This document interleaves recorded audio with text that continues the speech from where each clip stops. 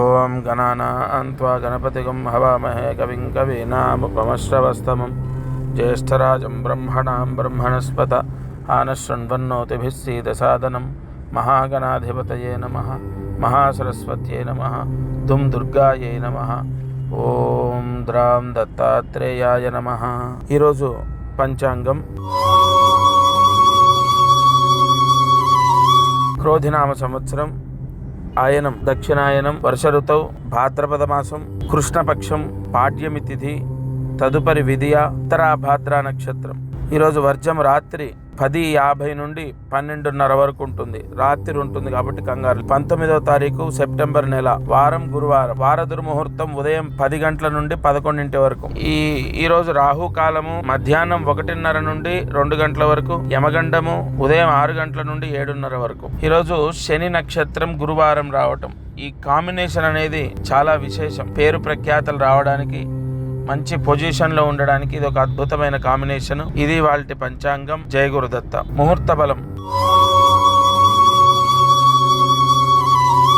ఈరోజు దీపారాధన మీ ఇంట్లో పూజా మందిరంలో కాకుండా సాయంత్రం అంటే రాత్రి 7:30 నుంచి 8 గంటల మధ్యలో, రాత్రి 7:30 నుంచి 8 గంటల మధ్యలో ఇంటి బయట తులసి కోట దగ్గర ఒక కొబ్బరికాయ కొట్టండి. ఆ కొబ్బరికాయ 2 చిప్పలు ఉంటాయి కదా, అందులో ఒక చిప్ప తీసుకోండి. సరిగా చక్కగా పలిగింది ఏదైతే ఉంటుందో అది తీసుకోండి. ఒక రాగి చెంబు పైన పెట్టండి. ఆ రాగి చెంబులో బియ్యం పోయాలి, నిండా బియ్యం పోయండి. అవి రేపు మళ్ళీ మీరు వండుకోవాలి, అది నేను చెప్తాను. రాగి చెంబులో నిండా బియ్యం పోసి దానిపైన కొబ్బరి చిప్ప పెట్టి కొబ్బరి నూనె వేసి 3 ఒత్తులు ఒక ఒత్తిగా చేసి దీపం వెలిగించండి. ఇది సర్వయోగిని దీపం అంటారు. ఈ ఉత్తరాభాద్ర నక్షత్రంలో ఈ దీపము ఇంటి బయట పెరట్లో లేదా తులసి కోట దగ్గర, ఇంటి బయట ప్రథమ ద్వారం బయట అంటే ఇంటి లోపల ప్రాంగణంలో కాకుండా ఈ కొబ్బరి చిప్పలో కొబ్బరి నూనె వేసి 3 ఒత్తులు లేదా 4 ఒత్తులు లేదా 5 ఒత్తులు, 3 కన్నా ఎక్కువ ఉండమని ఉంది ఇక్కడ శాస్త్రంలో. కాబట్టి 3, 4, 5, 6 అది బయట వెలిగిస్తాం కాబట్టి గాలి వస్తుంది. కాబట్టి ఆ గాలికి కొండ ఎక్కకుండా అంటే దీపం ఆరిపోకుండా ఉండాలి. కాబట్టి మీ ఇష్టం. బాగా లడ్డుగా దీపం చేసి వేసి కొబ్బరి నూనె వేసి రాగి చెంబులో బియ్యం పోసి దానిపైన వెలిగించాలి 7:30 నుంచి 8 మధ్యలో. రేపు తలస్నానం, రేపు శుక్రవారం తలస్నానం చేసి ఆ బియ్యాన్ని పులిహోర చేయండి. ఆ బియ్యము ఏదైతే మనం చెంబులో పోస్తామో అది పులిహోర చేసుకొని ప్రసాదంగా భగవంతుడి మందిరంలో పెట్టి మీ కులదైవానికి నైవేద్యం పెట్టి, అంటే మీ కులదైవానికి అది చూయించి ఇంట్లో వాళ్ళందరూ ప్రసాదంగా తీసుకుంటే రోగ బాధలు, ఒళ్ళు నొప్పులు, కీళ్ల నొప్పులు, రోగ బాధలన్నీ కూడా విముక్తవుతాయి. ముఖ్యంగా శరీర బాధలంటే ఒళ్ళు నొప్పులు ఖచ్చితంగా విముక్తవుతాయి. ఈ పరిహారాన్ని ఈరోజు తప్పకుండా ఆచరించండి. దత్తార్పణమస్తు. రాశి ఫలితము.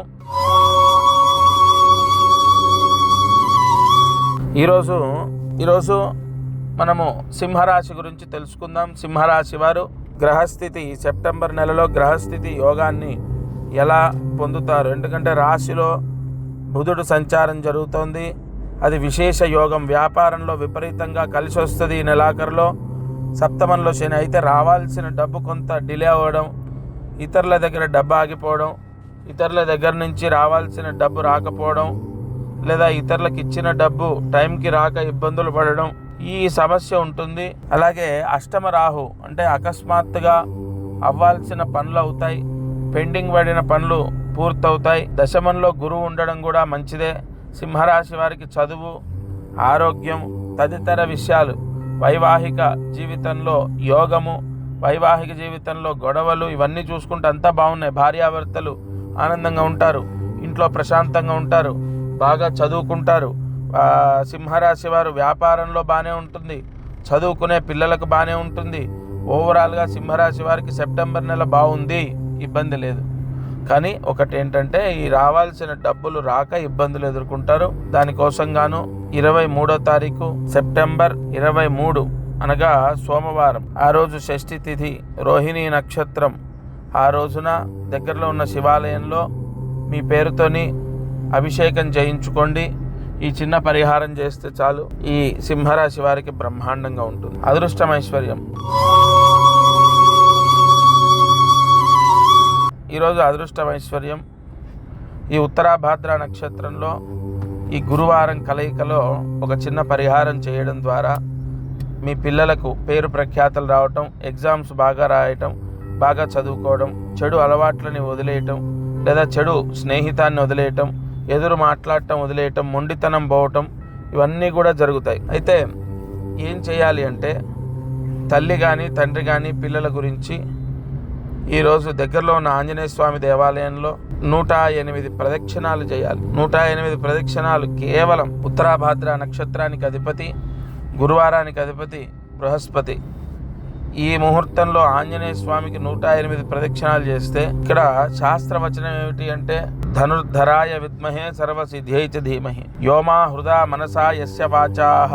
తప్పనిసరిగా పేరు ప్రఖ్యాతలకు, ఉన్నత స్థితికి, మంచి ఆలోచన, మొండితనం పోవటం, బుద్ధిగా చదువుకోవడం, చెప్పిన మాట వినటం, వీటన్నిటికీ కూడా ఈ పరిహారం కారకత్వం వహిస్తుంది. ఈ పరిహారాన్ని ఆచరించండి. తల్లి కానీ తండ్రి కానీ 108 ప్రదక్షిణాలు చేయాలి. చేయలేని వాళ్ళు ఇంకా మనం ఏం చేయలేం. తప్పకుండా మీరు మాత్రం ఈ పరిహారాన్ని ఆచరించండి. పిల్లల గురించి మనసా వాచా కర్మణ కొన్ని పరిహారాలు తప్పకుండా కాపాడుతాయి. దత్తార్పణమస్తు. చివరిగా ఈరోజు కార్యసిద్ధి మంత్రాన్ని రాసుకోండి. ఓం గం శ్రీం లక్ష్మీ గణపతయే నమః. ఓం గం శ్రీం లక్ష్మీ గణపతయే నమః. ఓం గం శ్రీం లక్ష్మీ గణపతయే నమః. ఈ మంత్రము ఈరోజు 11 సార్లు రాసి 108 మార్లు జపించండి. వంశదోషాలు పోతాయి. చాలామందికి ఒక విషయం ఏమీ అర్థం కాదు. ఏంటంటే వంశదోషాలు ఉంటే అసలు మనిషికి ఎదుగుదల ఉండదు. ఇంట్లో పిల్లలకు ఉద్యోగాలు ఉండవు, పెళ్ళిళ్ళు అయి విడిపోవడం, భార్యాభర్తలు గొడవలు పెట్టుకొని ఒకళ్ళ మీద ఒకళ్ళు కేసులు పెట్టుకోవడం, విడిపోవడం, రెండో పెళ్ళిళ్ళు, జీవితాలంతా అస్తవ్యస్తంగా ఉంటాయి. ఇంట్లో ఎప్పుడు ఏదో ఒక గొడవ, చికాకులు, ఏదో ఒక లోటు, వంశదోషం, వంశశాపం అంతా ఎఫెక్ట్ ఇస్తుంది. కాబట్టి నేను అనేది ఏంటంటే తప్పనిసరిగా ఎట్టి పరిస్థితుల్లో ఈ మంత్రం 11 సార్లు రాసి 108 మార్లు జపించండి. ఆ వంశదోషాలు తొలగిపోతాయి. ఇది వాటి మారుతి అనుగ్రహం. దత్తార్పణమస్తు. అందరికీ నమస్కారం. ప్రతిరోజు ఈ కార్యక్రమాన్ని వీక్షిస్తున్న వాళ్లకు గమనిక, మనం చేసే పరిహారాలన్నీ సామూహికంగా అందరికీ చెప్పబడినటువంటివి. ఇక్కడ ఒక విషయాన్ని మీరు గ్రహించాలి. మానవ జన్మ, నేను కానీ మీరు కానీ ఎవరు జన్మనెత్తినా ఒక కర్మదోషంతోనే పుడతాం. ఆ కర్మదోషము విముక్తయ్యి మనకు అనేక కష్టాలు పోవాలంటే జాతకమే దానికి బలమైన ఆధారం.